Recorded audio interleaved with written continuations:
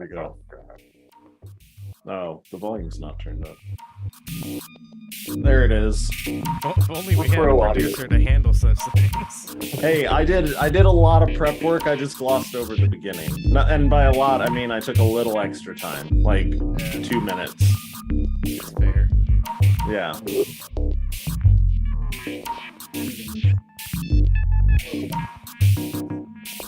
Oh, self-esteem, not ego. I said ego earlier. I'm glad you clarified that. Yeah. I'm sure you guys know so what I'm that talking nobody about. who knows what you're talking about now knows. Earlier you meant to say self-esteem. Yeah. Hello and welcome to the Benzo Rehab Dungeon. It is the 27th of January 2023. This is episode 123. Holy shit! What are you looking up? Why are you looking up young Charles Manson? This is exactly what you told me to put on the screen. I absolutely did not. Well, he asked for his Yeah, this was the introduction transition. Okay, well, good. Yeah. So I am joined today by Danko via phone. He is the proprietor of the Instagram handle @DankDeLuz. I'm also joined by John, the producer, who has an Instagram that he doesn't use, so who cares? And apparently he's been looking up images of young Charles Manson to, I don't know, maybe touch himself too. Well, that's his new rap name. Young Charles Manson. Young Charlie. Young Charlie. Cool. John, how are you doing today, sir? Great. Other than I don't appreciate your being gaslighted by management on this podcast. Well, that's gonna keep happening. So you either have to accept it as a working condition, or find some new place to do producer work on a podcast for free for. Yeah, it's just weird that this is it's like a minority owned company, but still like the only other person of color isn't management level. Yeah. Yeah. Actually, we're publicly traded majority company, actually. And Danko, how are you doing today? Well, I found a really great payphone in this glory hole, and it's treated me well. That's just so everyone knows, I am on the sucking end. Yeah, I would assume. People get really confused about glory holes because they walk up to one and they're like, "Oh, I can just put my dick through here." But here's the thing: is that a dick could go through either way if you think about it. I thought about that. Yes, I'm sure there's some Morse code or something like that, or something that they teach you in the Boy Scouts, maybe but the way that this place handles it, because they had a terrible accident where two dicks slammed into one another at high speeds, it's like kissing but much more painful. They had to get the jaws of life out to separate them. so they actually they have booths, but each one is labeled with arrows. Not like there isn't a dick sucking specific one and a giving one. They have arrows pointing which hole is used for which. But the funny thing is that there's people at the ends, right? And so there are cuck booths as well. Yeah. Anyway, that's where the echo's coming from, is from the thousands of glory holes that I'm being echoed through. Yeah, sounds like it. But all that is to say, I'm feeling good, man. It sounds like it. How are you? You're having a blast. I'm doing pretty well. Got quite the show lined up tonight. Oh no. All of my life is just kind of in a weird stasis limbo, but a happy one as I prepare to embark to my property in May. But otherwise, I'm just chugging along. Life is pretty neutral for me, to good almost, on occasion. So let's go ahead and as much as I hate to drift away from young Charles Manson, which I absolutely did not ask for you to put up, just so we're clear. Yeah, no. No, I mean, but like, look, it's been like scrolled through. Like, you had me like going through That was like last the episode, I perfect believe. perfect place. Prove it. I would love for you to prove it. That was last episode, and what that means is you haven't closed your browser in a week. Why would he? Yeah. Yeah. Yeah, we're actually gonna go over last episode's links. Yeah, well, that's cool. Actually, I'm looking at the top where the links are, and you did get the right link, so I'm glad for that. Go ahead and go to the first link. A new movie has come out about Jeff Bezos, and it's called Bezos. And I guess this is like part one of a several part movie series that's hopefully not going to be finished because Jeff Bezos is alive, right? He certainly is. He's still alive, right? Yeah. I mean, I was about to maybe celebrate that he was dead, but not that I want somebody to do it. Government these days they watchers. they do the biopics before you die, and maybe the biopics are even funded by you when you that's so like gross, right? Yeah, Bezos brought to you by the Washington Post. Like the only people who watches a movie like that is somebody who's like into watching people masturbate publicly. I mean, he's a buff bald guy, so yeah. Well, and just anybody, you know, wearing a sweater vest, tapping on the stall next to me. Yeah, so, you'll watch somebody for an hour and a half jerk it. I did myself the disservice of watching this film. It's done. yeah, it's done. It's out. They released it as a whole entire film. Gross. So I watched it, but I wanted to watch the trailer with you too. Just wait, hold on. I do have a quick question about the film now. Yeah. Does he die at the end?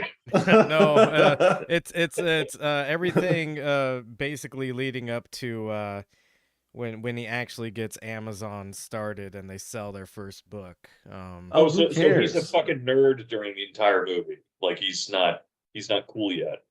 I mean, yeah, cool is a word that I would use for Jeff Bezos. Yeah. Well, he's not like overcompensating cool Bezos. He's like awkward laugh Bezos. Sure, yeah. I was gonna say, yeah, Jeff Bezos, a guy compensating for every single thing imaginable. So, yeah, this is his shy, awkward years.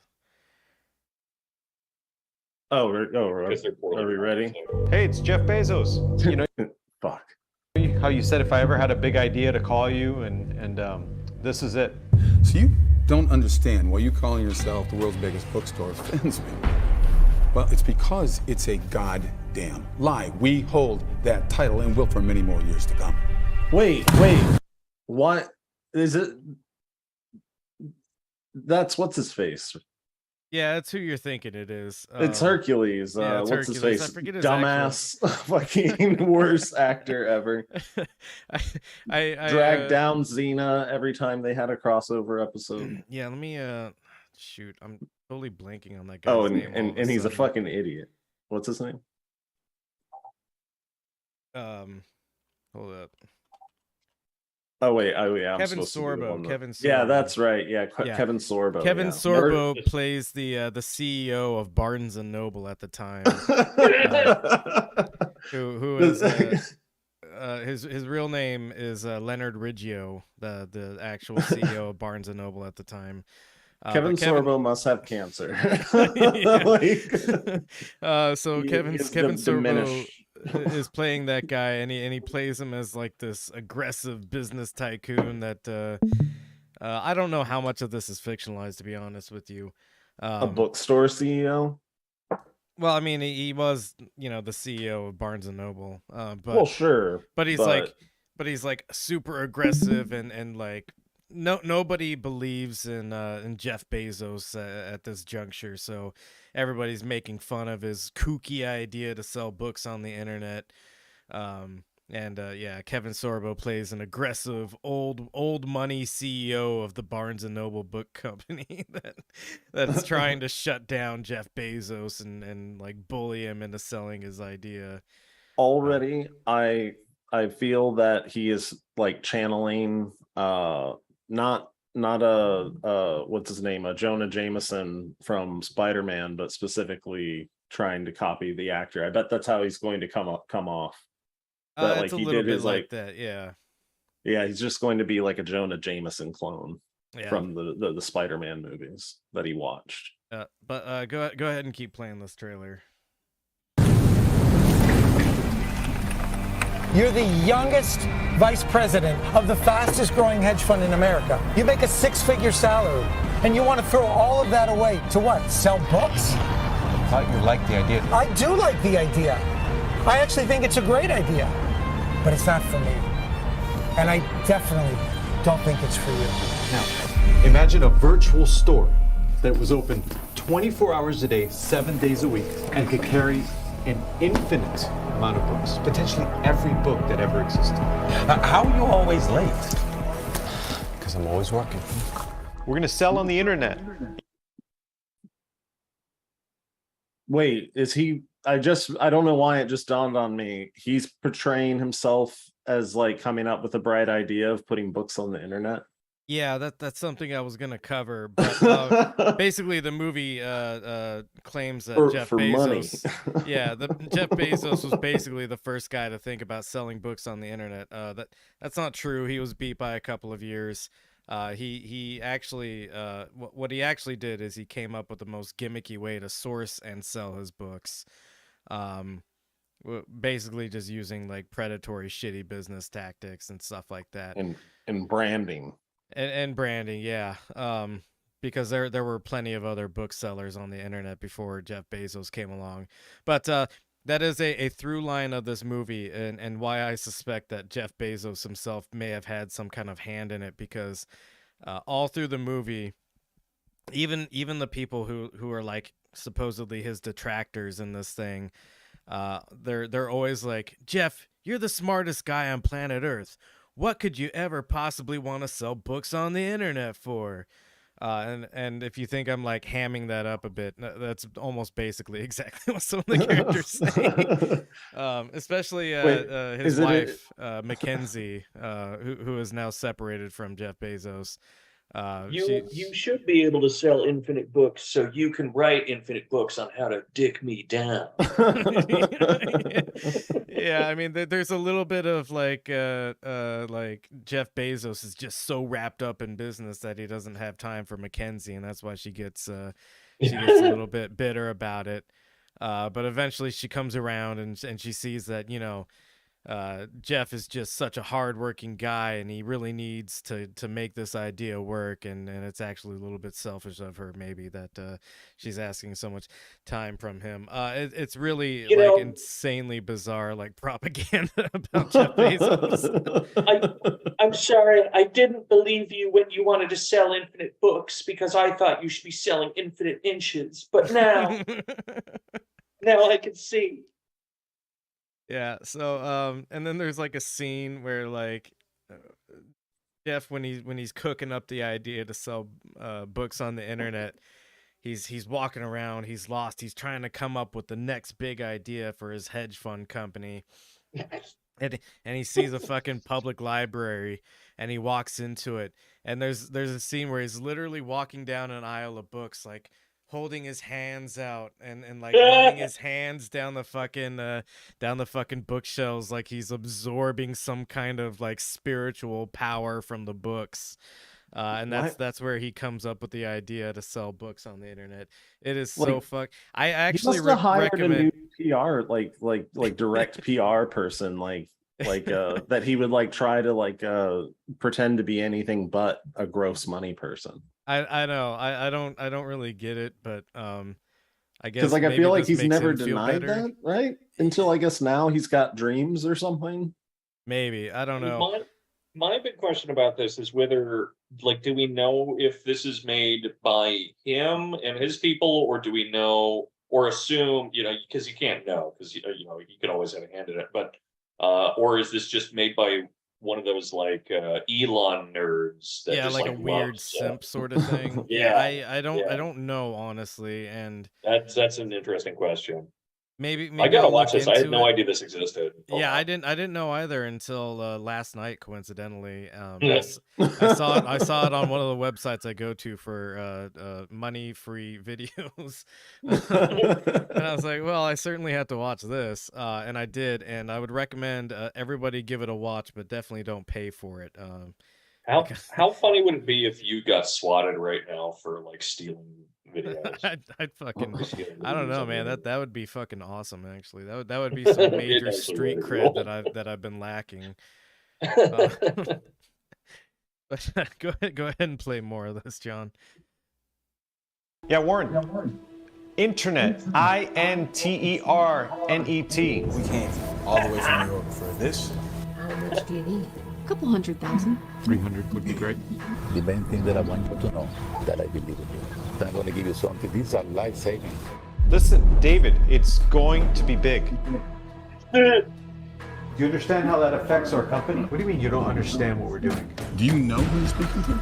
I'm not just Leonard Riggio. I am Barnes & Noble Inc., biggest book retailer in the entire industry. This is my life, Mackenzie.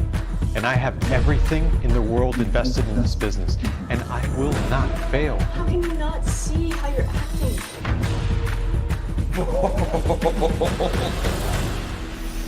I like that. Black guy being black. Yeah. Just Like- like weird, weird tropes everywhere. It's I'm really cool. guessing the actress who plays his wife or ex-wife or whatever fucking is like the worst actress in the worst performer in the It's hard to movie. say who's the worst. I would actually almost posit that the person who plays Jeff Bezos is the worst actor. He's always I was got gonna weird. posit Sorbo. Yeah, I mean Sorbo, but I think Sorbo's probably better somehow. Like Yeah, he's at least He's like selling the overdoing role. it, at least. Yeah. The guy who plays Jeff Bezos, Armando Gutierrez, he has like weird perplexed like expressions all the time, but I don't know. He's got a weird looking face, and like if you go back and like just look at a still image of his face, he's a weird looking guy. And Jeff Bezos isn't exactly a normal looking guy, but this guy looks fucking weird, especially with that hair that definitely doesn't belong on him. Well, yeah, it's also he can like pull off the wig towards the end of the movie, become Lex Luthor. Yeah. Right.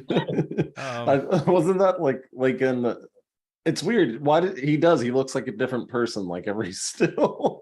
Yeah, and that that doesn't. It can't be hard to find a guy that looks like Jeff Bezos. I mean, because they obviously weren't looking for a good actor. Like, just find a lookalike and feed him some lines or something. I don't know.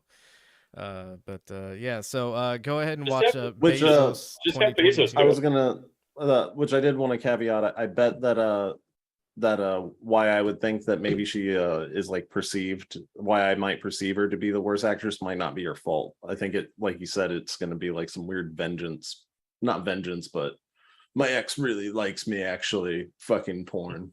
Yeah. All right. Jeff Bezos, starring that one guy, Kevin Sorbo, and Lisa Ann. Watch Jeff Bezos jerk off metaphorically as his ex apologizes. What is funny is on the IMDb page, I looked it up last night. Kevin Sorbo doesn't have like he's listed as just Kevin Sorbo. It doesn't say like what role he plays in the film. So I wonder if Yeah, like he doesn't want to get sued. yeah. He doesn't have to sue you, it's the trailer. So yeah, go watch Bezos parentheses 2022. I gotta put like a Google or I'm sorry, say that again. Bezos parentheses 2022. That's the movie. Oh, okay. Oh no, I'm not Yeah, saying I see what you're look it saying up right now. Yeah. Yeah. No, I got preoccupied because I would watch all 50 hours of that court case of like Kevin Sorbo saying that he was an actor in the Bezos film that he didn't portray any like real person. I was playing the fictional idea of Leonard Riggio. But my character didn't even have a name. Yeah. I just was in the movie. In fact, I was just playing an atheist college professor again. Who's really strong. Yeah. So let's go ahead and go to our next link, which is one that Danko sent in. Oh shit! Oh hell yeah! Goddamn. Wanted to start us off with this one. Danko, do you want to take the lead on this? Yeah, I mean, so OpenAI, GBT, sorry, is something. If people are not aware, it's another one of these machine learning programs that writes text for you. And people have been freaking out over it, like writing essays, and people in academia are losing their shit over it and whatnot, which is very funny because it kind of points out how mechanically everyone is supposed to be writing anyway. Yeah, but exactly. but that's neither here nor there. But yeah, so the funny thing about this story is that apparently people in Kenya were being paid $2 an hour to make the algorithm and the results less toxic, and there were like sexual assaults or like at least sexual harassment in the workplace and all sorts of like just vicious shit. But the thing that I think is most notable about this, because you kind of expect that out of any one of these companies, right, Yeah. is that they're going to pay their workers really poorly. They're going to be traumatized either by the results they have to filter, like you saw with Google and Meta, you know, of course, there's going to be some kind of harassment. But the funny thing about it is just the fact that so many of these AI platforms and whatnot are just RFOPs, or rooms full of people anyway. And even the ones that aren't, even the ones that are genuinely machine learning being used, are still assisted by massive rooms full of people that are doing much of the actual labor. Yeah. So it's just it's a fun way for us to distance ourselves from from colonializing intellectual labor. Essentially, yeah. There's actually more in this article that I wanted to get into as well. Please, yeah. Not just like, so yeah, the bad workplace, the abysmal pay. You said $2 an hour, but the headline says less than $2 per hour. Yeah, right. So rounding up, but you know, when you're getting paid that little, it probably, I mean, every penny counts. yeah. So go ahead and scroll down a bit, John. Keep going. I'll tell you when to stop.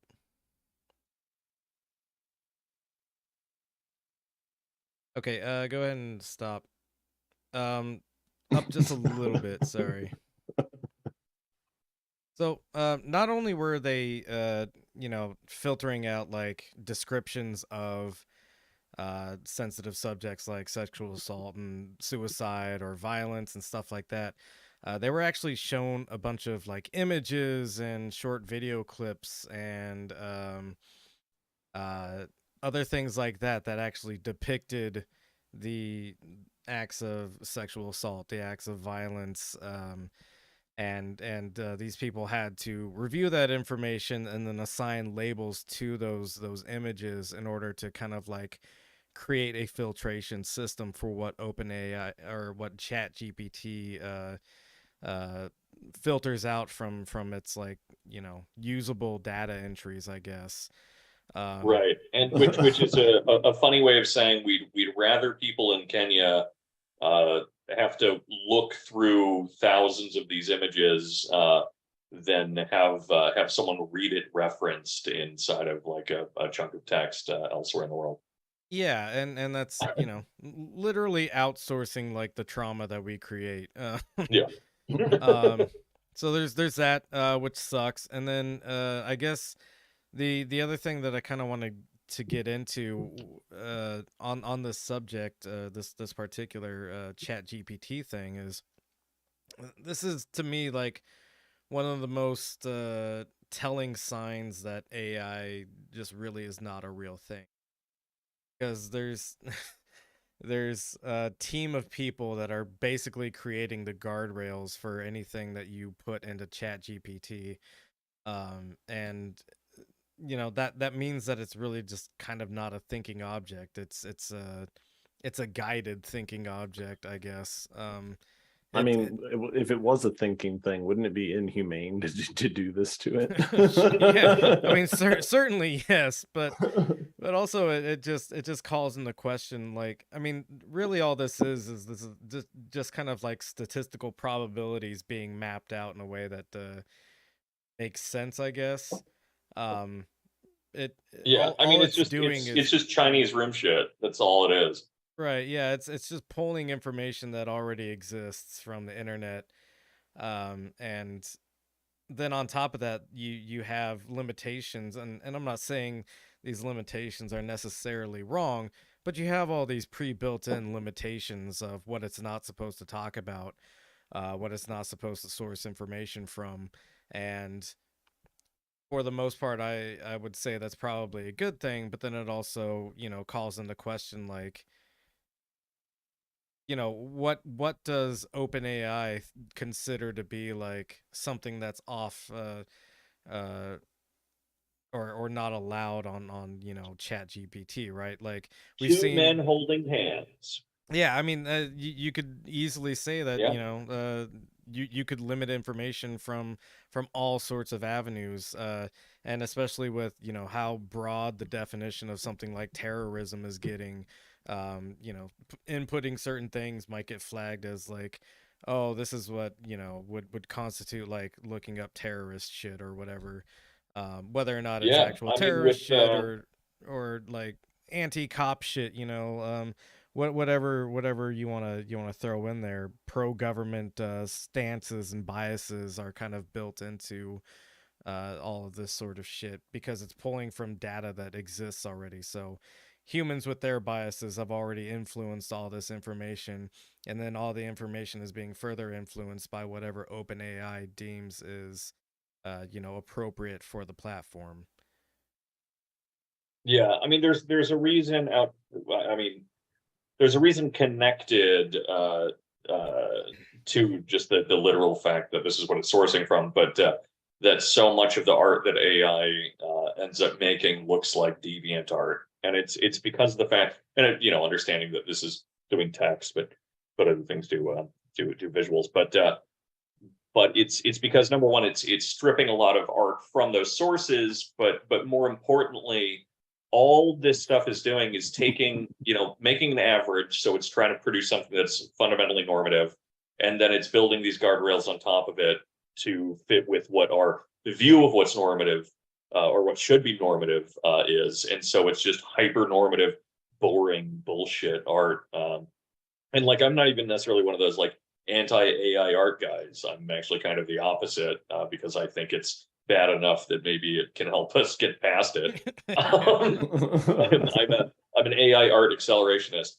But yeah, it's just it's a really good way of building a machine that's it seems like we're trying to make it moral, but in the end we're just making it like one of the psychos from A Scarlet Letter.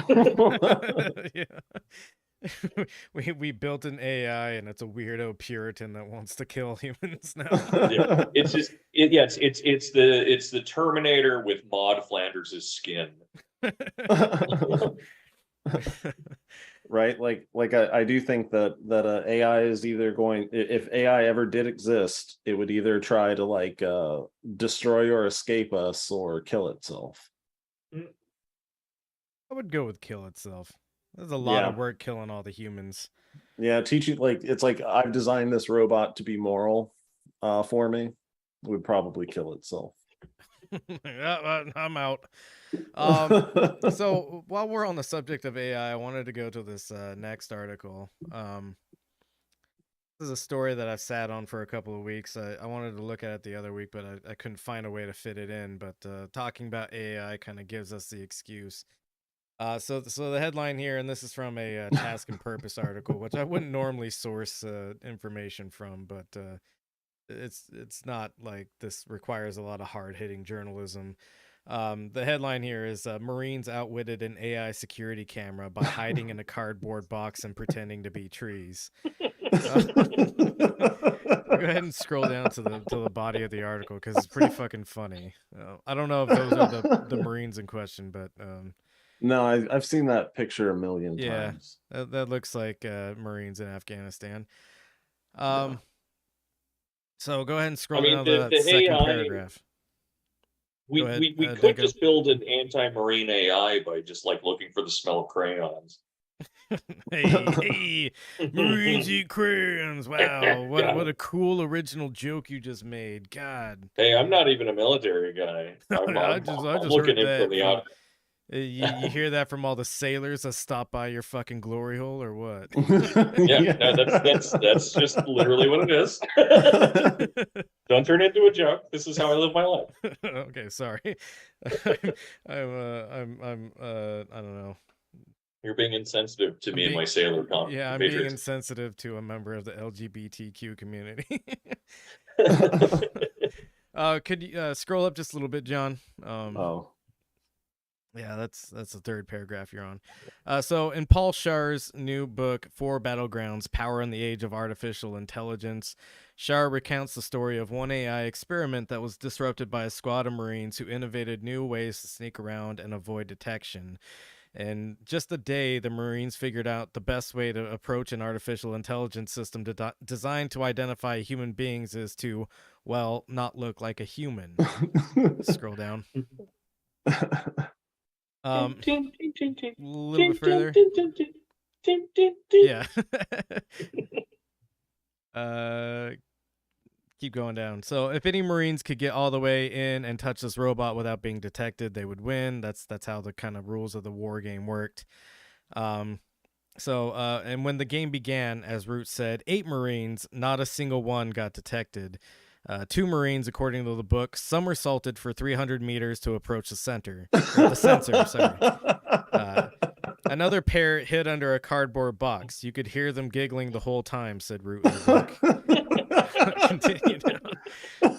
One Marine stripped a fir tree and held it in front of him as he approached the sensor. In the end, while the artificial intelligence knew how to identify a person walking, that was pretty much all it knew because that was all it had been modeled to detect. An algorithm is brittle, and the takeaway from this is that there will always be these edge cases, Schar told Task and Purpose. The real problem for the military is that it operates in an inherently adversarial environment, and people will always have the ability to evolve. I think he's giving the AI a little bit too much credit here, but it does raise the very salient point, which kind of goes back to what I was saying about the last thing, is that the AI is only as good as you train it to be, so it's not really like its own intelligence to begin with, you can't train it for a certain, like there's no way to teach the AI like, okay, well, this is what a person hiding behind a tree looks like. It's always going to have an inability to see that sort of thing, I guess is what I'm trying to say. It's not going to be able to like use that human inference that we have, where you would see some cardboard box walking itself across an open field and be like, that's probably people under there. Some dumbass. Yeah. But yeah, they used Solid Snake's sneaking method. I fucking played a video game once. Well, I mean, you used it to defeat an AI in the game anyway. So yeah, I mean essentially, sure. So there was a time that like the military like partially funded, which I don't think the military understood what a theoretical physicist was. But they put money in on some like government grants, and it was like 7 of the world's top theoretical physicists, and it was about like, like could we like achieve like space travel or something, and they just came up with like a bunch of like things based on materials and technology that doesn't exist. That's wonderful. Yeah, I mean, to be fair though, the colonel was furious when like the Marines fucking beat it so easily. and he looked at his Sure that checkbook. the American government also had a program where we gave civilians LSD to see if we could control their minds. So, But that was probably relatively cheap. Yeah. Well, yeah. it depends on where you're Stalking getting your is very LSD cost from. Yeah. So a funny AI story there, and then let's go ahead and go to the next one, which is more AI related sort of stuff. A little bit less AI heavy, but still kind of relying on that magical word that seems to dominate everything in the tech sphere now. So we talked a couple of weeks ago about self-driving cars being kind of like an inherently bad idea, especially now that more and more people are relying on them to go driverless. So they don't even have the human assistance that they would normally have to like keep them from fucking up. So a lot of the authorizations to use full self-driving technology in vehicles like Teslas, and there's a couple of other smaller companies that are doing this kind of shit. But it turns out that the video that was kind of used as the basis for, like promoting the self-driving technology from back in 2016 was completely fucking faked. No huge surprise there, but this is a recurring facet of a lot of tech garbage that's coming out lately, including AI in general, which is that most of what it's doing is faked in some way. It requires a room full of people, or in this case, go ahead and scroll down. Keep going. Okay, go ahead and stop right there. So there's an engineer, his last name is Elaswamy. In his July deposition, which was taken as evidence in a lawsuit against Tesla for a fatal 2018 crash involving former Apple engineer Walter Huang, Elaswamy said Musk wanted the autopilot team to record a demonstration of the system's capabilities. Elaswamy's statement also confirms and provides more details on what anonymous former employees told the New York Times in 2021. While there appear to be no legal ramifications for Tesla following the New York Times investigation, and on the record testimony from a current employee could cause trouble for the automaker, which is already beleaguered by lawsuits and investigations surrounding its autopilot and full self-driving systems. To be clear, neither system is actually self-driving. They're advanced driving assistance systems that automate certain driving tasks. But as Tesla has made clear on its website, drivers should stay alert and keep their hands on the steering wheel when systems are engaged. Go ahead and go down a little bit more. All right, so right there. Tesla's fake video was created using 3D mapping on a predetermined route from a house in Menlo Park, California, to Tesla's office in Palo Alto, according to Elaswamy. Drivers had to intervene to take control during test runs, and the scenes that were left on the cutting room floor included the test car crashing into a fence in Tesla's parking lot when trying to park itself without a driver. Scroll down a little bit more. I think there's like one more thing in here. Yeah, so this last line here that I wanted to read. The intent of the video was not to accurately portray what was available for customers in 2016. It was to portray what was possible to build into the system, Elaswamy said, according to a transcript of his testimony seen by Reuters. So Musk promoted the video at the time, tweeting Tesla vehicles require no input at all to drive through urban streets to highways and eventually find a parking spot.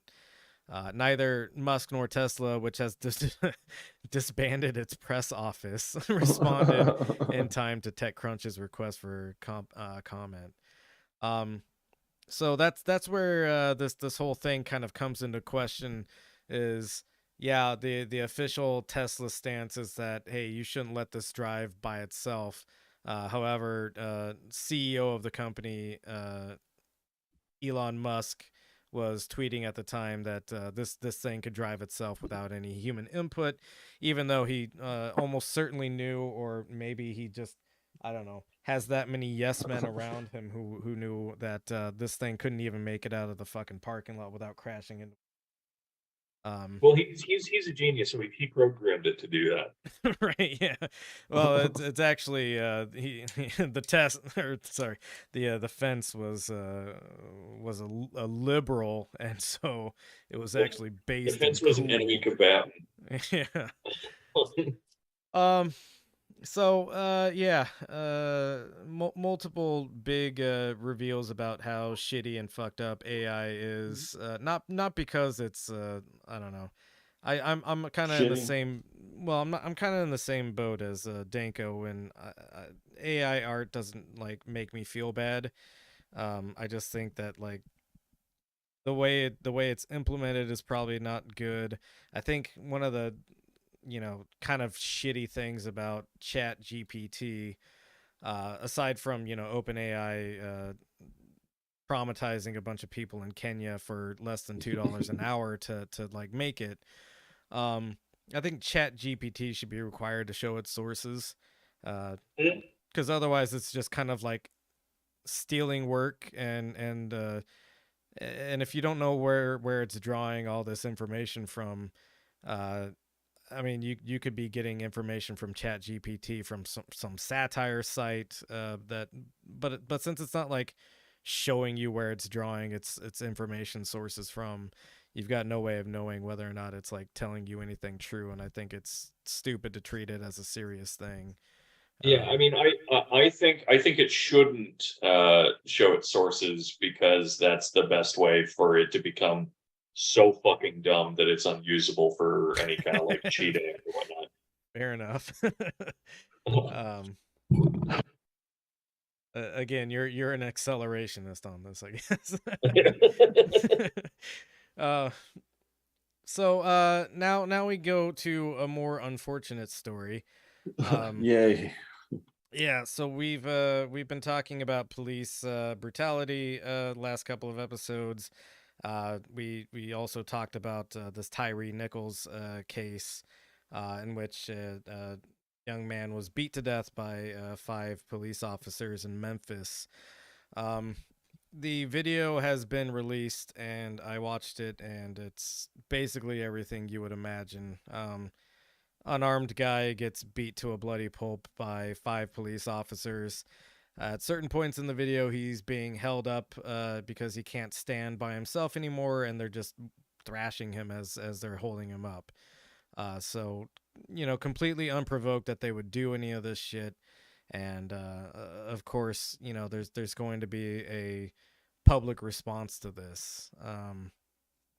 And this actually weirdly ties into the stuff that we've been following on the Atlanta Cop City. Close out of that, please. But go ahead and scroll down on this article. There's a statement from one of the I think it's the police chief or something. No, it's the Tennessee Bureau of Investigation, which ironically is named TBI. Also, that means traumatic brain injury. Buddy. Dear Lord. So, Nichols was pulled over for reckless driving, apparently. That hardly matters. They had his vehicle. He attempted to flee the scene, apparently, and they tased him instead of just letting it in there, because they had him in cuffs on the ground. They just decided to start beating him. I don't recommend anybody go and watch it. Like I said, it's everything you probably expect it to be. Go ahead and scroll down a little bit more.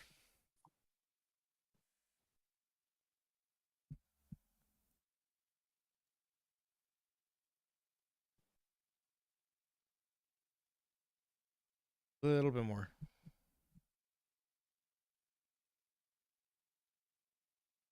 Yeah, so here we have the statements from the authorities. So let's see.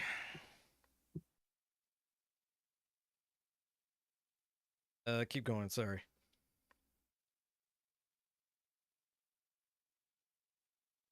Oh yeah, so here we have calls for peaceful protest, of course, um, from the authorities. So on Wednesday, Memphis Police Chief Sarah Davis said of the arrest, "This incident was heinous, reckless, and inhumane, and in the vein of transparency. When the video is released in the coming days, you will see this for yourselves. I expect you to feel what the Nichols family feels. I expect you to feel outrage in the disregard of basic human rights, as our police officers have taken an oath to do the opposite of what transpired on the video," she said. "I expect our citizens to exercise their First Amendment right to protest, to demand action and results," she added, "but we need to ensure our community is safe in the process." Um, Scroll down a little bit more. So the head of the Tennessee Bureau of Investigation called the death of Tyree Nichols absolutely appalling and criminal at a news conference Thursday. Simply put, this shouldn't have happened. I have been policing for more than 30 years. I have devoted my life to this profession, and I'm grieved. Frankly, I'm shocked. I'm sickened by what I saw and what we've learned through our extensive and thorough investigation, said David Roche, director of the TBI. This is frankly fucking stupid bullshit that they're passing off here. Like the police chief saying, I expect people to be outraged, but we have to make sure our communities are safe in the meantime. The reason your communities aren't safe is because of you, the police presence in the police presence in the neighborhood killed a member of the neighborhood. He was killed I think like 3 houses away from where his parents live, and I guess that's where he was going to. So the police killed a member of the community, and now the police are telling the community how to react and how to respond to it, and telling them that they're actually the threat to the community by expressing whatever they feel out of this and expressing it however they want to express it. The other, major lie here is this director of the Tennessee Bureau of Investigation is somehow shocked by what is honestly kind of routine police interactions with people. I mean, how many cases of unarmed black men do we have to see? Recordings of them getting beat to death, shot to death. Before somebody who's been on the force for 30 years is no longer shocked by this or surprised by it. Yeah, it's absolute fucking bullshit. Memphis Mayor Jim Strickland said he was sad and angry for the family of Tyree Nichols, adding that before the footage could be released, proper legal procedures were needed to be followed, as well as for the family to have the opportunity to see it first. I mean, that last part I agree with, but also like proper legal procedures. What is that? You sign off on it. You check a box, and then of course, because they have to keep sucking cop dick. He continues, "I am also angry for the many good men and women of the Memphis Police Department who devote their lives to serving our citizens. We must all work to regain the public's trust and work together to heal the wounds that these events have caused." No, we can't really just saw in that video what happens when cops work together. Like, we shouldn't. Yeah, that's exactly. I mean, it's maybe a flippant way to say that, but I agree with that. That we saw what the police do when they work together.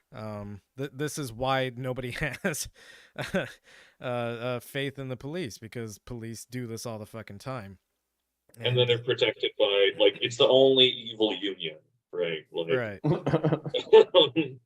So yeah, the more they seem to cooperate, the worse things seem to be. Yeah. So how is this tied to the Atlanta Cop City? Go ahead and go to the next link. So Atlanta, which is not too far away, and has active protests going on about the giant training facility that they're trying to build there. Governor Kemp of the state of Georgia has decided to call in the National Guard in preparation for whatever the response would be to this video of Tyree Nichols being released would be.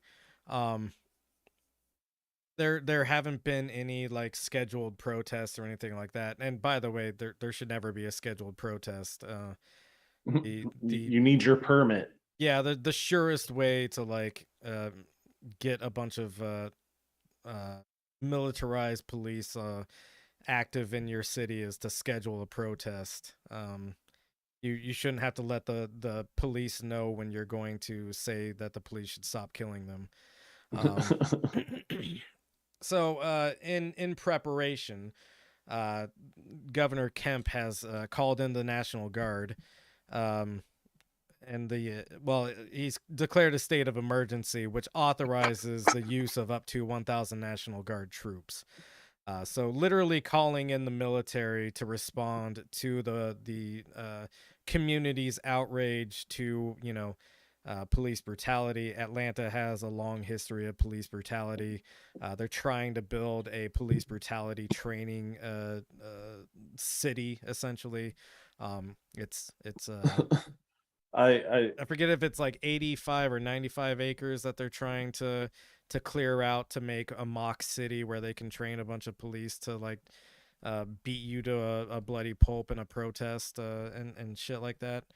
I can't remember who said it, but I heard somebody say, which I just thought was cogent. Like there's a housing crisis, like, and they like this, like, how much was this thing going to cost? Like $1 billion or something, or billions? No, it's like 50 to 60 million. Sorry. Oh, million. Okay. Yeah, But it's still several huge. tens of millions, right? Yeah. But they're going to build fake apartments. Yeah, no. So that cops can learn to break into your house fucking easier. Yeah, and not only are they just making fake apartments to do that, but they're also making fake apartments to be trained in an environment where they're, the real world application of what they're going to be doing is breaking up homeless camps.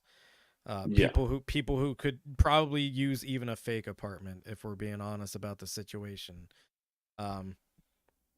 Any kind of shelter whatsoever is being built so that we can train a bunch of cops to go beat up the people who don't have any kind of shelter. Very dark dystopian shit, of course. Yeah. But yeah, that's the situation there. The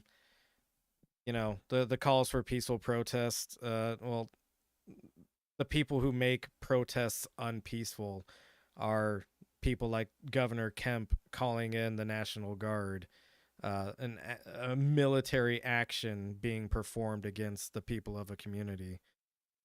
That's the violence that we should be focused on, not whether or not a cop car gets burned, whether or not some windows get broken. Right. That's property damage, and to misconstrue that as violence is it's bullshit. Utter. Danko, were you gonna say something? No, I just yep. Yeah. Yeah. So let's move on. I wanted to look at this clip, and apparently this interview, and we're gonna get into more cheery stuff here after that bleak period of information.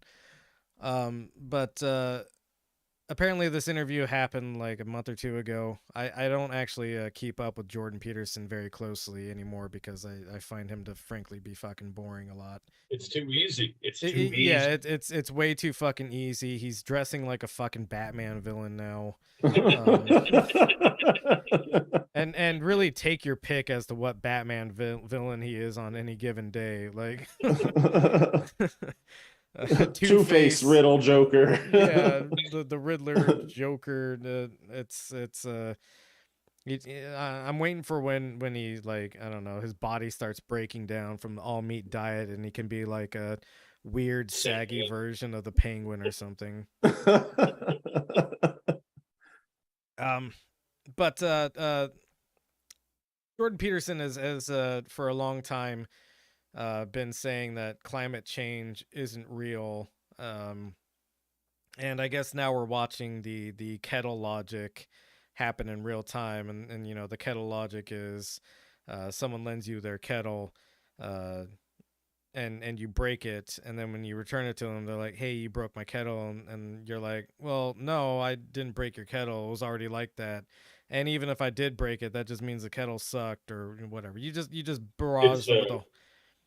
It's when you borrow your neighbor's kettle, and when they come over to your house, they see the kettle, and you say, it's not broken, it's not yours, and you gave it to them.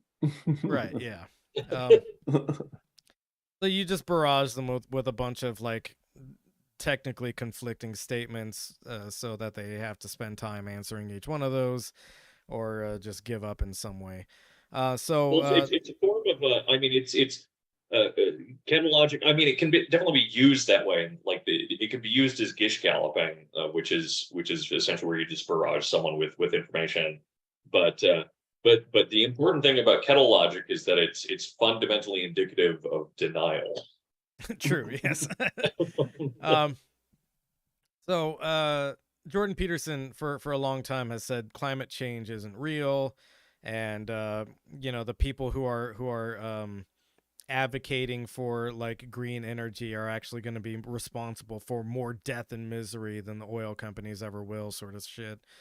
He literally argued that like solar power is extremely dangerous because people might fall off of roofs while they're installing the solar panels. As if never seen an oil rig.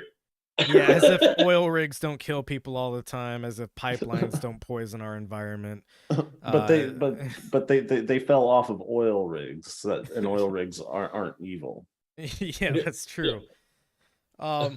So now the argument, I guess, he's courting is climate change is real, but it's good actually. So go ahead and this is Alex Epstein, who has written a book called I Don't Fucking Care, but it's basically Fossil Future. That's what it's called. It's called Fossil Future, and it's about how we actually need more fossil fuels to make a better future for ourselves. So go ahead and listen to his argument here. Wrestling with how to conceptualize that particular. Who? I'm Dorian, sorry. You're echoing really bad. That was me. I don't know why it came out so loud, man. Press it again. What? Play the fucking video. I just thought of an idea. I've never thought of this before, so we're just trying it right now. But I think maybe we can think of three conceptions of the Earth which capture everything we're talking about. So my primary conception is evaluating the Earth from the perspective of human flourishing. How hospitable to human beings is it? And this includes like a lush, green, beautiful world for us to enjoy for many of the reasons you've talked about. But then the second one could be looking at the Earth in terms of just pure biological productivity. So just not even focusing on humans, just how much life is on the planet. And this captures what you just mentioned with rising CO2 levels, making a greener planet. But then the third one, and I think this is really the core of the modern environmental movement, is an unimpacted planet. So you're not optimizing for biological productivity, you're optimizing for minimal impact. And I think that is really the core of the modern environmental movement. It's not this just blanket collective desire for as much life as possible, and we're somehow getting in the way of that. It's specifically against us. And I think you brought up the perfect example, which is the climate catastrophe movement's total non-interest in kind of the obvious biological productivity benefits of more CO2. And this was not shocking or stunning. This is exactly what was predicted by the people who discovered the greenhouse effect. When they discovered the greenhouse effect, they said this is going to, on its own, make the Earth a much more lush place. They speculated like the fruits are going to be bigger and everything is going to be lush because we're going to have more farmland and more biological. And it's kind of obvious. If you have a warmer world with more CO2, it's a more tropical world with more life. It's a more green world in the life sense of green, and yet the green movement hates it because we caused it. So they can see no good in anything we caused, even when it leads to more biological productivity. So I think what you're bringing up really shows it's fundamentally an anti-human movement, not a pro-life of any kind. Right. What the? Right. Yeah, that fucking rules, dude. Isn't that That's so fucking good. incredible? I mean, so I mean, What did Jordan Peterson write down in that leather-bound journal? yeah, I mean He's that's just funny. drawing a picture of his grandmother's bush. He starts, yeah, he starts thoughtfully scribbling into his little book there. But yeah, I mean, where do you even start with that series of insane propositions that Alex Epstein has levied there? Um, uh, okay, more Which more why CO. does he look like a reformed Hellraiser demon? Yeah, Hmm? he is a little bit goofy looking. Glad we got that out of the way. That's the most pertinent talking point here. Why does he sound so much like Jordan Peterson? Is my question. Birds of a feather flock together. I've always thought that. And coincidentally, he wants all the birds of a feather to be tropical birds, and no no biodiversity whatsoever, because it's actually better when everything's tropical. Never mind all of the plants and food sources that don't grow in tropical environments. I guess he just wants us to eat nothing but rice and I don't know, whatever Mangoes. whatever monkey meat we can scrape from the from the starving ape populations. And also just, not to be Captain Planet about this, but the things that are causing the greenhouse effect, they're causing global warming, are also producing a lot of toxic waste. Yeah. So many ways to just shit all over what he just said, and he wrote a whole entire fucking book about this. And you can see the thumbnail here. Fossil Future: Why Global Human Flourishing Requires More Oil, Coal, and Natural Gas, not less. Because it's going to make the entire world tropical. I would wonder if Alex Epstein has ever gone to a tropical environment and experienced how miserable a tropical environment can be during the summer. Is Little St. James tropical? Yeah. Yes, Alex Epstein, son of Jeffrey Epstein. That's not true. Probably. Son of famed mathematician.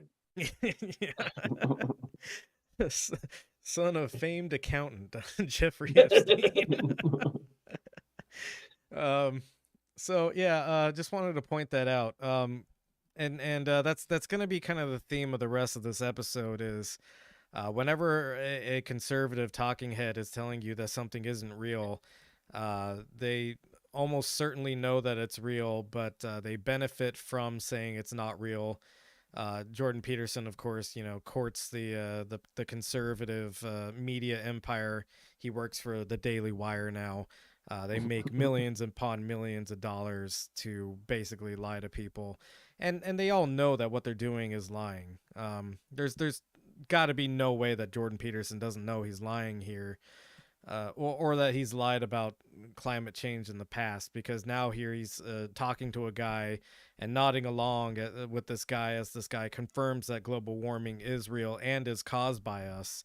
And but the change here is that it's good, actually. And the Maybe reason that's that what he's writing in that notebook. Maybe they're like help me letters, Yeah, and the reason that people want a cleaner environment is because they actually hate humanity, not because they want a cleaner environment to live in, and to, like, I don't know, ensure the survival of humanity, and a lot of animal species, plant species. Biological productivity. Yeah, and that's like the dumbest fucking, like, I'm very smart argument that I think I've heard in a long time, which is, well, we just got to break it down to how much biological productivity is happening, and lots of biological productivity happens in tropical environments. Tropical environments that create things like influenza and all sorts of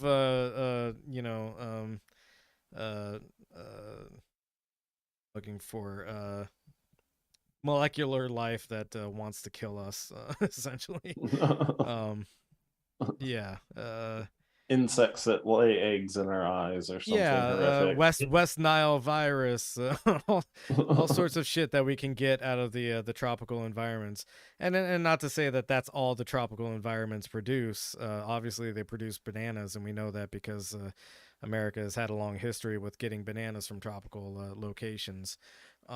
But Well, you know, yeah, I mean, it's the reason that things like that end up developing is that there's so much biodiversity and so much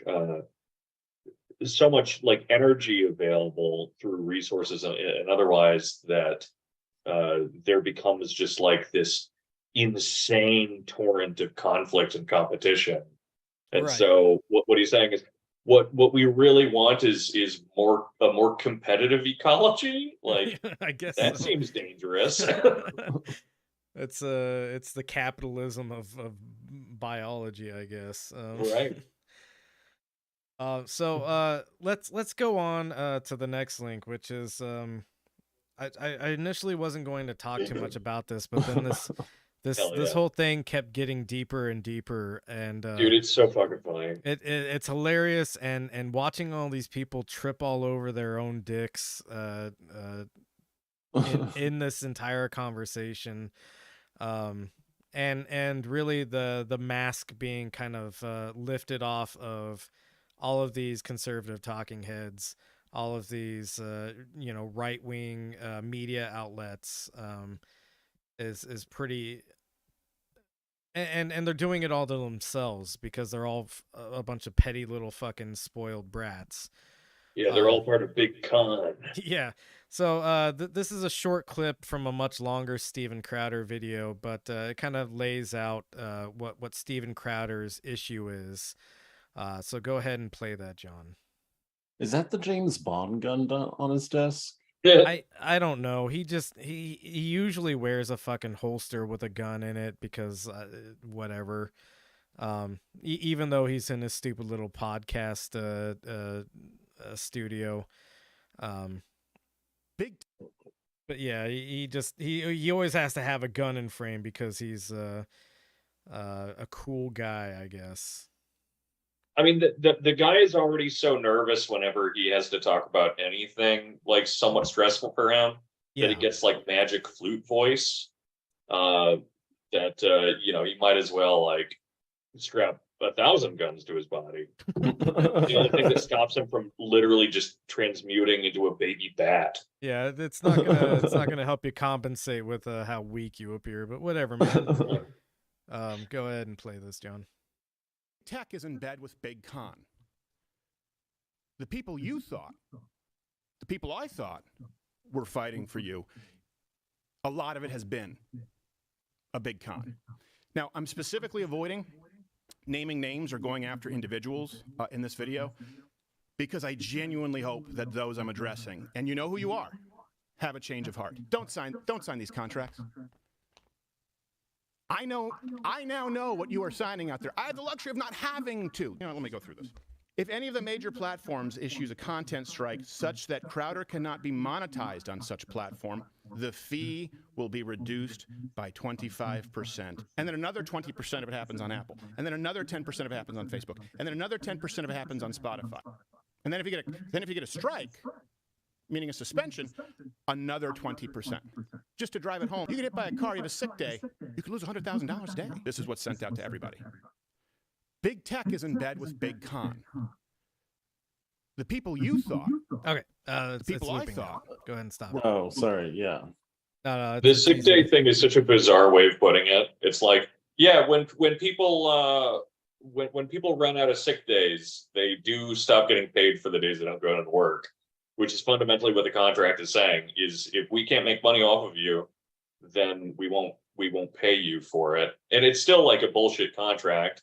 And it's still like, pointing out that, these people are vampires, like anyone that owns, any company like this. But it's like he doesn't understand how he himself makes money. Yeah. If this series of complaints was coming from anybody else, I might feel some measure of sympathy for them. But it's coming from Steven Crowder, and I decided to do a little Google search on like, how does Steven Crowder feel about like unions and labor? Oh yeah. And after Free market, sifting baby. after sifting through all the videos and reposts of him getting punched out by a union member once, which is a good watch, by the way. And just in case you feel any sympathy for Crowder there, the union member was pushed down before he swung at Crowder. So a lot of the edits just show the part where Steven Crowder gets punched in the face, but the union guy had kind of been attacked, and Steven Crowder was there being a fucking dipshit and an asshole. So the union guy just like punched back, basically. Yeah, it would have been justifiable anyway. But it would have been justifiable anyway, but that's why, like, even though Steven Crowder went on this big, like, oh, somebody needs to feel sorry for me tour after that, the reason he never pressed any charges is because, like, he couldn't. He'd be getting himself into some legal trouble as well, probably. So let's go ahead and go to the next video from Steven Crowder, and this is how Steven Crowder feels about labor in general. And of course, he's doing this with a gun in the background. He's wearing a robe, and he's near a fake fireplace. But go ahead, and the title of this video is "Why Labor Day Sucks." Go ahead and play it. Oh, hello there. Allow me to express an unpopular opinion for a moment, if I may. Labor Day, as a national holiday, is a scam, and I hate it. No, I'm not going to try and steal your get-out-of-work-free day. You can rest easy enjoying your barbecue and beer while your boss ultimately picks up the slack to keep your pay stubs coming in, all because some arbitrary holiday was marketed to celebrate the working class, and you now feel entitled to it. It's a poor excuse for picking a man's pocket every first Monday of September. Seeing as I'm apparently the only one who knows that around here, allow me to explain my opinion. Now, Labor Day was created at a rare moment in history Why does he talk like this? I don't know. But Like, go ahead. Is this marketable? Well, he's talking like this for the same reason why he wasn't willing to read off a list of names in the previous clip. And it's because he needs to heavily script everything he says, or else he starts crying. Yeah, and he doesn't know how to script in like a breath or two when he writes his script, so he has to like power through an incredibly lengthy sentence. Well, yeah, I mean, it's that thing where he doesn't know how to breathe because he's so nervous, and so he has to keep on speaking into just one endless fucking sentence, or else he's gonna break down, and then as soon as he stops, he's not gonna be able to catch his breath, and then he's just gonna start sobbing. What if they see me breathing? I just noticed this, but John, can you see the scope on that rifle in the back? Oh yeah. So far forward. Well, and especially for that size of scope, I don't Yeah. think that you can get sight picture at that distance. No, I wouldn't say so. It's like at least an 8x zoom scope. Yeah. Incredibly poor placement. But anyways, keep playing just a little. We're not gonna watch this whole thing, but basically he needs to keep shitting on workers for some reason. People get time off for Labor Day, and he's mad about it. actually served a purpose beyond bitching about six-figure benefit packages and determining which other members' tires they'd slash because of bullshit card check voting. See, that's because the Industrial Revolution, unlike the Agricultural Revolution, which preceded it, resulted in an economy with a select few people at the top and then a manual labor class in the factories who were working very long hours just to squeak out a living, sometimes 12 hours a day, 7 days a week. Now, notice that was an actual moment in history, unlike the fabricated one today from entitled leftist socialists who bitch that the American dream is more out of reach than ever because they might have to work a double shift at their retail job to pay off their gender studies degree that they think the taxpayer should ultimately subsidize.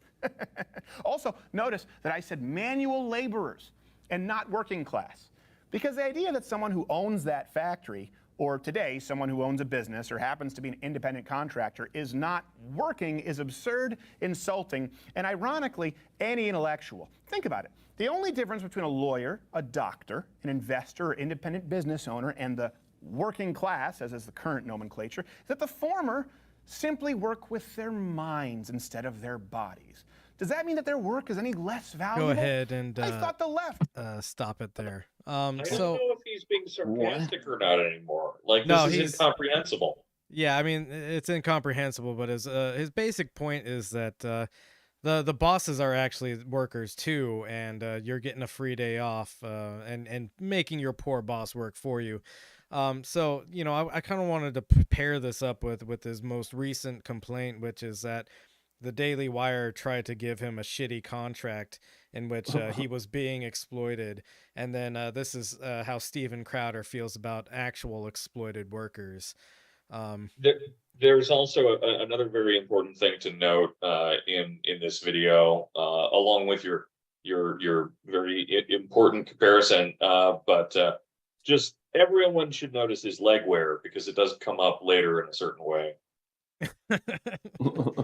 He's wearing like nylons. Oh, is he?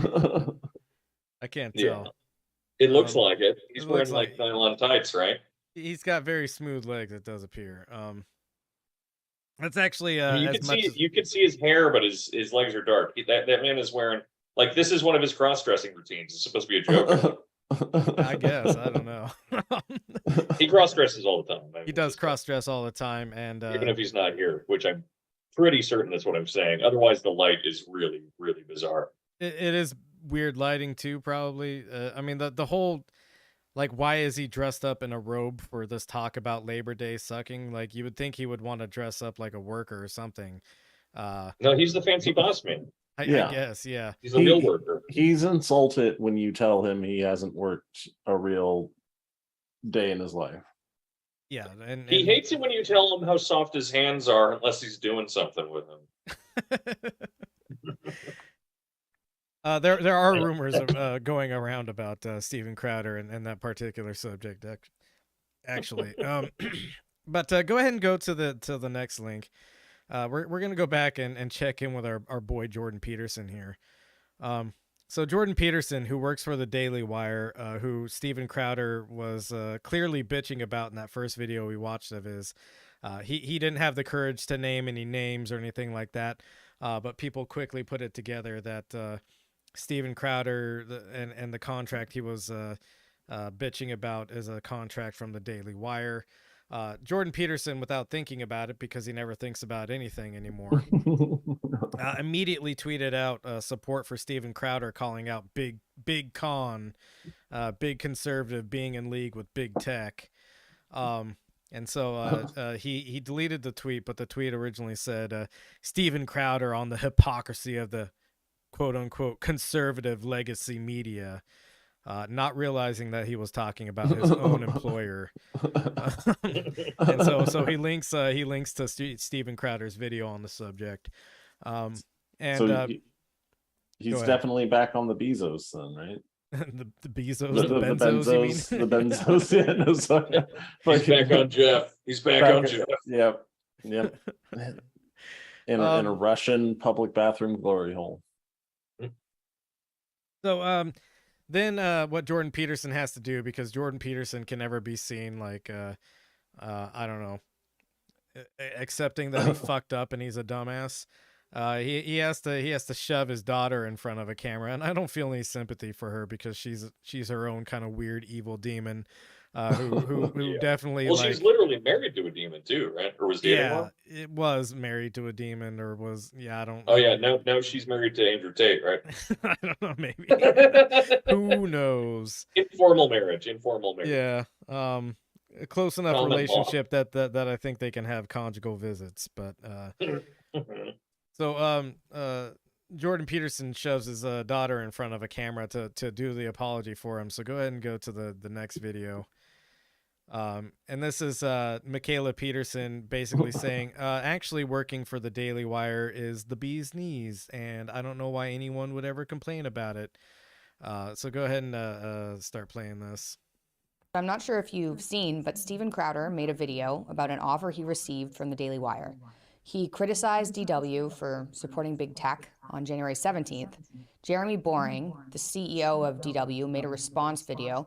And then on January 18th, Stephen posted another video where he played part of a conversation with Jeremy that he had recorded on the phone without Jeremy knowing.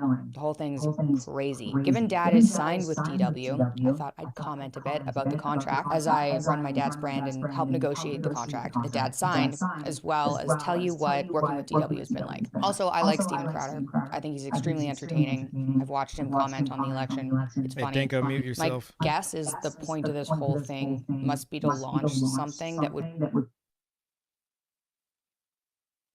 be considered in competition with DW, his own platform. You're feeding back. Oh, am I? Am I? Yeah. Yes. That's my guess. I have no idea if that's true. And that would be fine. The more, the merrier. There should be more conservative platforms out there, but that's no reason to tear each other down and create drama, in my opinion. I thought I should address his insinuation, though, that people working at DW are locked into contracts they don't like, taken advantage of and forced to do whatever DW says, because that makes my dad look naive and incompetent, of which he is neither.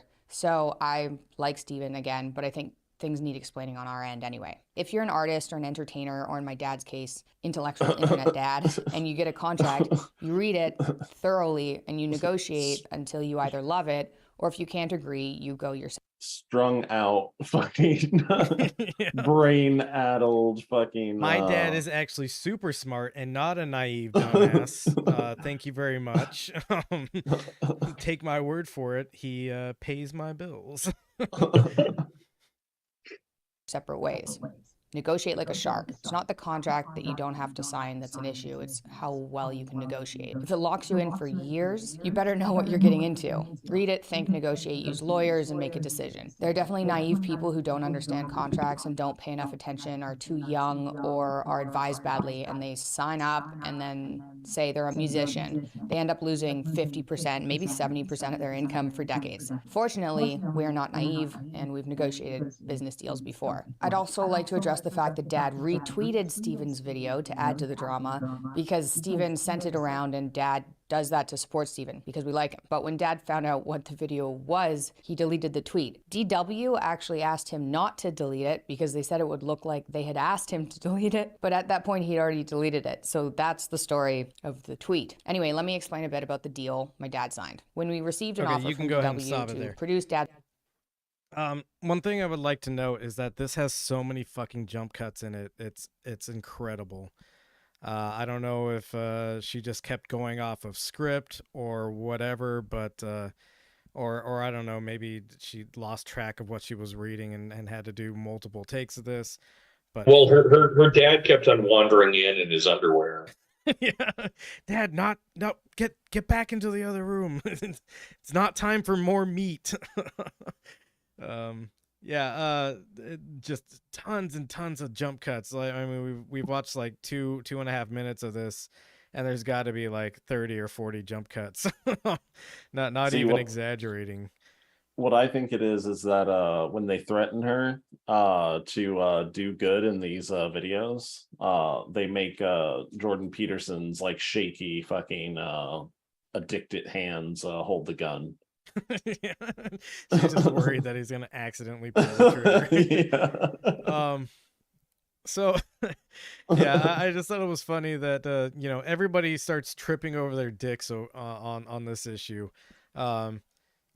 Steven Crowder puts out his thing. Jordan Peterson immediately like retweets it in support and doesn't realize that he's talking about his own employer. And then we have to, get Michaela Peterson out here to say, no, my dad's actually very intelligent. And he was just trying to be a really good friend to Steven without looking at anything he was reposting or thinking about what he was reposting. His dirty computer room, computer room is 3 times as big as it was. And there's nothing wrong with a guy that does absolutely no research or thinking about the topic he's just going to re-platform. There's nothing wrong with that whatsoever. And Daily Wire is so nice. They actually wanted him to keep the tweet up, but he decided to delete it on his own. Obviously all bullshit, but very funny nonetheless. Then we've got Jeremy Boring, who is co-owner, co-founder of the Daily Wire. And he's going to go into some of the details about Steven Crowder's contract. But before we talk about what he's going to talk about here, because this is the whole like hour-long video that he released going over like, Holy shit, it is an hour long. yeah, it's a full hour-long video made by a man with a real human name. Yes, Jeremy Boring. But and for some reason he's got a little key necklace. Yeah, I don't know. I don't care either. To be, is that some kind of Christian can't jerk off thing? Yeah, fuck, I hope not. You hold the key to your best friend's chastity cage, and he holds yours. These are our accountability keys.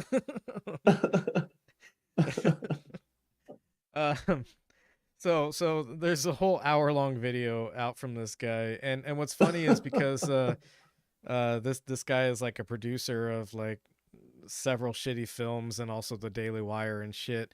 There's actually an IMDb listing for this video. I mean, it doesn't mean anything. It's not important, but it was just funny when I was looking this video up. It came up as an IMDb entry, and I just thought that was pretty funny. So hour-long video that goes into all the details of why Steven Crowder is dumb and stupid and wrong. And to be fair, Steven Crowder is dumb and stupid and wrong.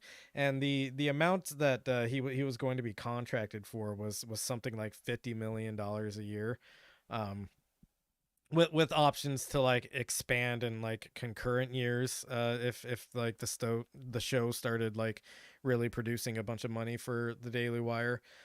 Yeah, so he could fund his own police city. Yeah, that's an insane amount of fucking money. And so the first thing you have to think about is, where the fuck does all this money come from? Where did it initially come from? Because none of these guys are like self-made men. And in fact, Jeremy Boring is going to kind of like show an ugly look behind the curtain in the next little bit that we're going to watch.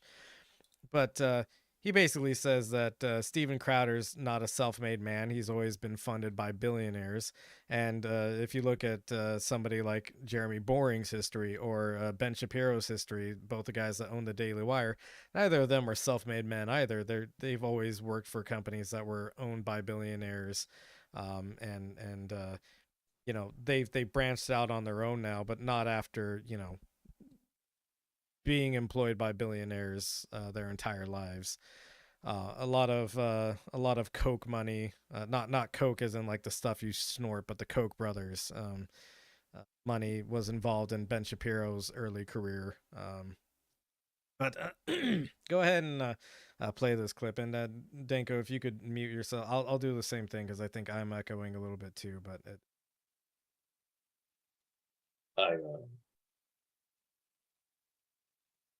Reduction of fee from lost revenue from boycotts, content strikes, or bans from major social media platforms. Ad drop. Now that we've heard his voice and it's been a few seconds, back to the chastity. Imagine being Jeremy Boring's chastity buddy. Yeah. And every time he accidentally clicks on porn, he's like calling him up fucking to like meet in a park. Now listen here, to buddy. take his cage off. I understand the temptation that you're facing, but we made a promise before ourselves and God. When we installed Covenant Eyes, I didn't expect you to use this as an excuse to meet with me. I just want to see you again, Jeremy. They're all gay. They're all gay. Keep playing. If Crowder is boycotted or dropped by more than 50% of his then extant advertising partners. That is, if 50% of the money that he's making from advertisers is suddenly gone, and we're not able to replace that revenue within 90 days, then his fee will be reduced by 25% until such time as the ad revenue has been restored for a period of 90 days, and then it would all reset. Steven says, all the left does is boycott our advertisers, so this just says to the left, your boycotts work and we'll enforce it for you. We will punish the content creator for you. But this isn't about punishing the content creator. This is about if the Daily Wire is going to leverage, I can't stress it, probably $100 million by the time you have marketing and infrastructure costs, by the time you pay for all the legal compliance, all the technology that it takes to support Stephen's show, and Stephen's show, even at the price that we offered for it, which he would have wanted much more, at least $100 million. Obviously, if the show makes dramatically less money, well, then Stephen has to make less money because we're making less money. And I brought this up to Stephen on the phone, and I said, Stephen, if your show, if we guarantee you $1 for your show, and the show makes $1 in ad revenue and $1 in subscription revenue, then how does the money work? Well, it works that $2 come in, you get your guaranteed $1, we get $1. What do we do? What do you do with your $1? Well, you produce your show and you pay yourself. What do we do with our $1? Well, we market your show, provide all the back-end infrastructure, pay for the 250 plus humans who work to make all of this continue to grow. By the way, we don't pay for one single person more than we need. There's no charity jobs. We're not giving our money away. If anything, we're understaffed by 50%. We ask more of our employees than any other company probably in America today. We drive people incredibly hard because our resources are limited, because we're trying to. Does he have the labor that he said he had the labor that he needs, right? But then didn't he just say that he doesn't have it? Well, it's the bare minimum that he needs, which means that everyone gets a piss jar sitting next to their desk. Yeah, and they're willing to take on this $50 million contract with Steven Crowder, but somehow they're 50% short on the staff that they need. So here you have, in essence, how conservative economics work, in which all of the people who make the show happen aren't getting the staffing resources they need, and probably not being paid, nearly what they deserve to make this production happen. We understaff and underpay our people more than any company in America. But then you have one or two guys at the top making a shitload of money, apparently. Again, this is in the context of Steven Crowder saying this is an unfair predatory contract. And then you have this guy basically admitting to it in his own way that, yes, these terms and conditions that we've set up is unfair for everyone. And Steven Crowder was actually going to get like the best deal that you could possibly get working for this organization, because everybody else is underpaid and understaffed. So they're admitting that they're like, their entire business practice is shitty and fucked up to people. Didn't he this Jeremy Moore guy, didn't he admit that there are like quite a few associated I don't know, channels or whatever, fucking internet personalities that barely make anything from being associated with the Daily Wire? I think he said that publicly. But yeah, he's entering the company much higher than anybody else, that's not as much as some others or something. Yeah, that's somewhere in this video, and we'll actually look at that in the next video I have. So go ahead and play just a little bit more of this, because I want to get to the part where he basically says Steven Crowder has only worked for billionaires his entire life. Accomplished so much for our values, for our movement. So we pay for that out of our $1, and then we pay ourselves. But that's how it works. I said, if the next day one of the dollars, the ad dollar, goes away, now what happens? Should it be that you said something on your show that caused that $1 to go away? Now you keep your $1 and we make $0? I said, that wouldn't make any sense. Obviously, you would have to lose a little and we would have to lose a little. I said, we're trying to sort of emulate the idea of a joint venture. And Stephen said, no, you should lose all the money. It's your business. And I said, well, Stephen, how would we have a business? Why would we be in business? And how would we stay in business?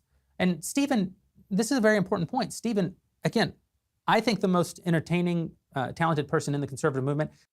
Does Steven Crowder have a write-up system with his billionaires that fund him?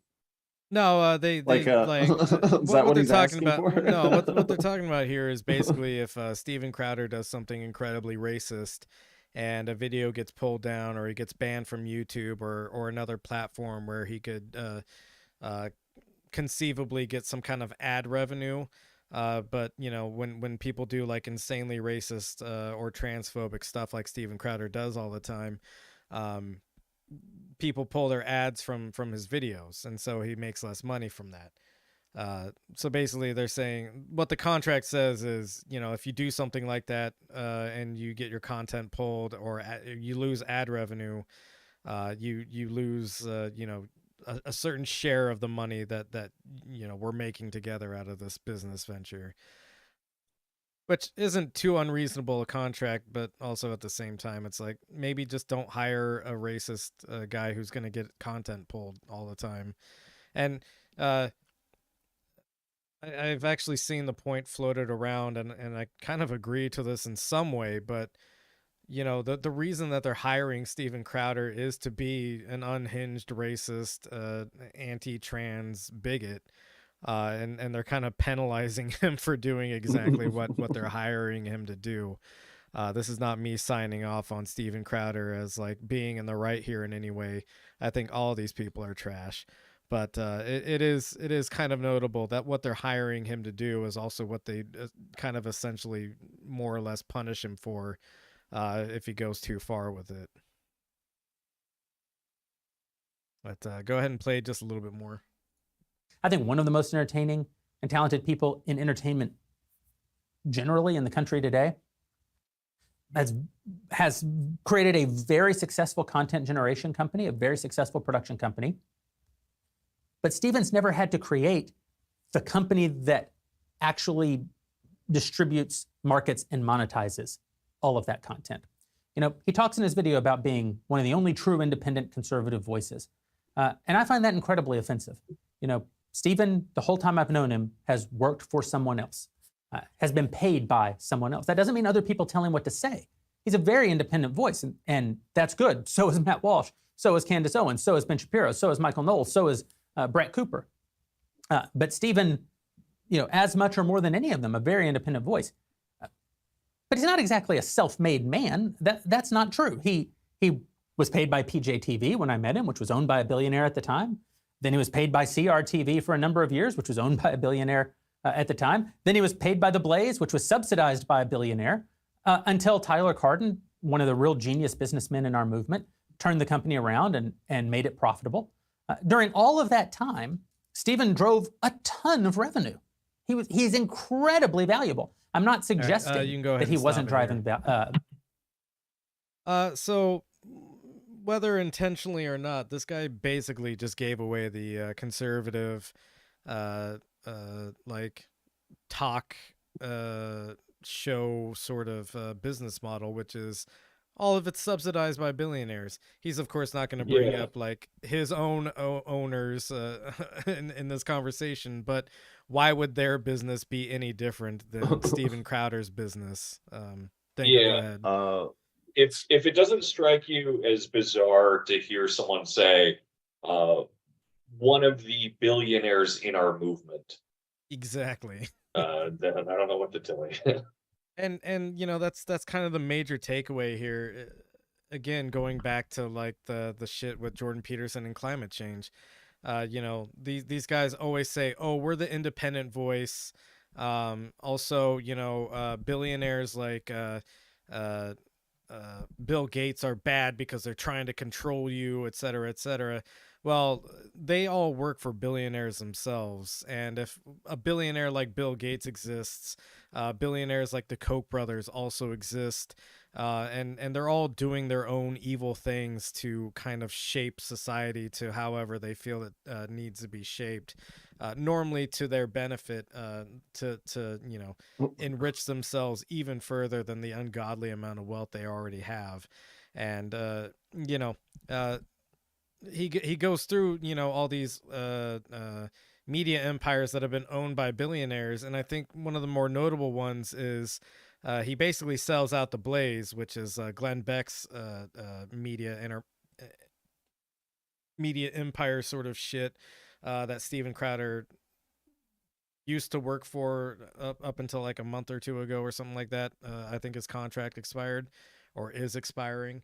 But he says, and then he works for the Blaze, which wasn't owned by a billionaire, but was subsidized by a billionaire. And so that should cause you some pause when you talk about like one of the most popular conservative platforms isn't necessarily owned by a billionaire, but a billionaire is just feeding money into it for some reason. And so it's not even necessarily a case of whether or not what they're doing is generating its own like profitable revenue stream. It's sometimes a case of whether or not a billionaire wants their message to be heard the way that they're saying it. And oftentimes, yeah, I mean, these things are almost always funded by billionaires and like assisted by think tanks. Like that's just the way that the conservative media sphere works. Yeah, and you know, this really kind of got its major start with someone like Rupert Murdoch and Fox News. Rupert Murdoch was essentially running, you know, Fox News, of course, would have lots of like filler segments and stuff like that, but like the major think pieces, the major takeaways that you were supposed to get from Fox News were all kind of essentially curated by Rupert Murdoch or people in like Rupert Murdoch's circle of trust. In the movement, we call him Rupie Murdoch. Yes. And it's the same thing happening with the Daily Wire, who now owns Jordan Peterson, and you know, has Matt Walsh and Candace Owens and all these other people who, quote unquote, are speaking truth to power, or, you know, bastions of free speech. Well, they're all owned by somebody. And you know, anytime they tell you they aren't, it's bullshit. If it's true for Steven Crowder, if it's true for Glenn Beck, if it's true for all of these other people who aren't a part of the Daily Wire media empire, it's definitely true for the Daily Wire as well.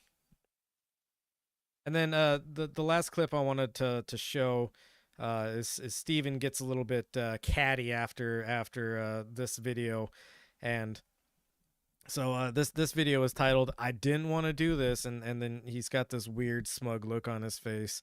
And we'll just play the first like 30 or so seconds, but this is a recording of Steven Crowder on the phone with Jeremy Boring when they're talking about the details of his contract. And Jeremy Boring, once again, I mean, this was a private conversation, so he's being even more naked about how much he knows that what they're doing is kind of like fucked up labor negotiations on top of kind of just like working for other people. But go ahead and play this, John. Is this where we're gonna find out that Steven Crowder is Jeremy Boring's chastity brother? No, I hope not. Yes.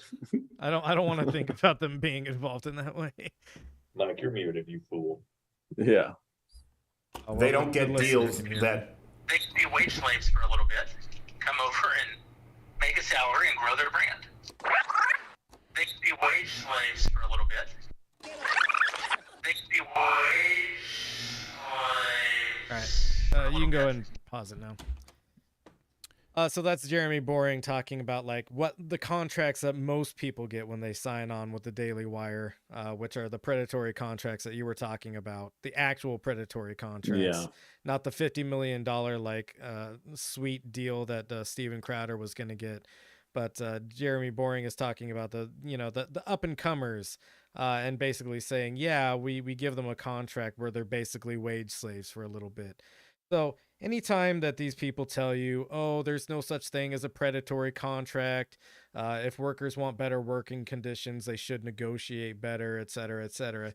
These guys know exactly what they do in their own business. They know what a predatory contract is. They make predatory contracts all the time, and they do it intentionally.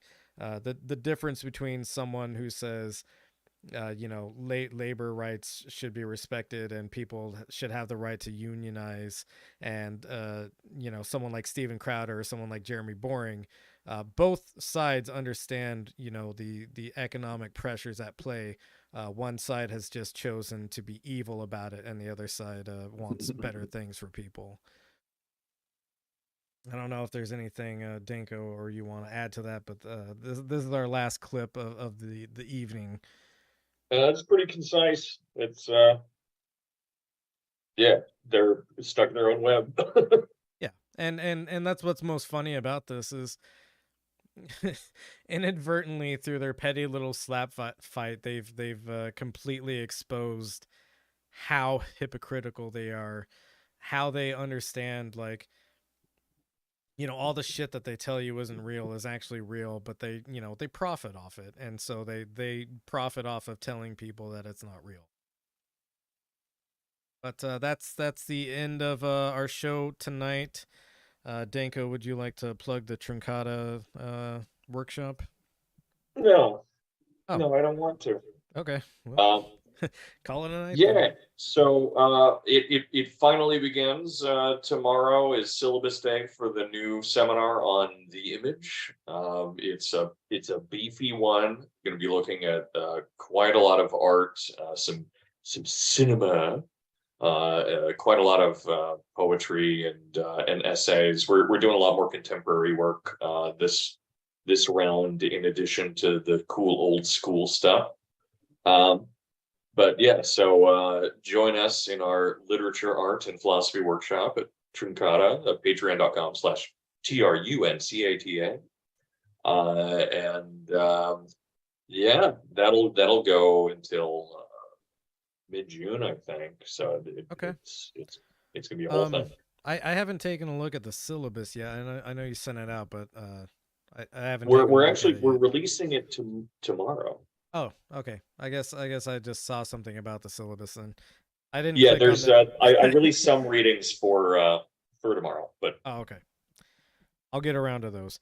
But if we're gonna be looking at pieces of cinema, maybe we could host like watch parties on the Discord or something like that too. hell yeah. So things that to would keep roll. in mind, I guess. Yeah, we'll work that out somehow on the back end of things. The Benzo Rehab Dungeon, the thing you're listening to or watching right now, is and always will be a free broadcast. However, you can go to patreon.com/Benzo Rehab Dungeon and give as much or as little as you like if you enjoy what we're doing. I don't paywall any of the content we make here, but every little bit you give helps, and it just kind of goes back into all of the subscription services that I signed up for to make this, or extra little gadgets, which, speaking of, I still haven't been able to fix my my soundboard. I don't know why it's not working. I have all the same settings set up as I had them before, but it's just decided to stop working properly. If I try to switch over to the audio feed on it, it makes this horrible constant percussion sound. So rather than risk that on the stream, I'm just gonna not use it until I figure out what's wrong with it. Yeah, we don't need to do like a live industrial setup. What if it only works on the stream? Well, I did actually get it so to where it could kind of work on just the video stream, but then the listener would be kind of cut out of the deal there, and they're the people who need the sound the most, if you ask me, because that's all they have. They don't get to look at our beautiful faces or the words that say Danko on their screen. So, anyways, all that being said, we love you very much. Please take your medicine. Go fuck yourself, San Diego. I should take mine too. And share some with your friends. God, I'm so glad this is over. Yeah, not the podcast. not nearly drunk enough. The screen yet.